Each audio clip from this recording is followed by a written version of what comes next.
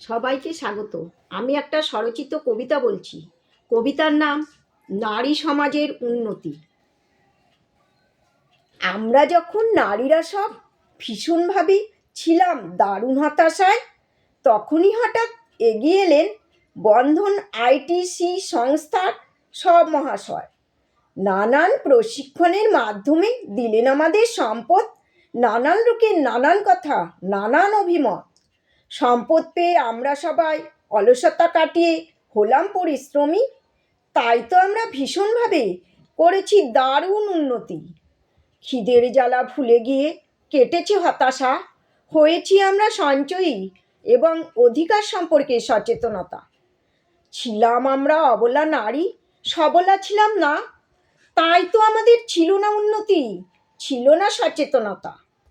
আমরা সবাই নারীরা যদি দল বেঁধে করি অন্যায়ের প্রতিবাদ, দেশে তবে গরিবরা এবং নারীরাও পাবে ন্যায্য অধিকার ও সম্মান। বন্ধনের বন্ধুরা সব আমাদের দিয়েছেন পথের নিশানা, কিভাবে হবে নারীর উন্নতি, কিভাবে বাঁচাবো ঠিকানা।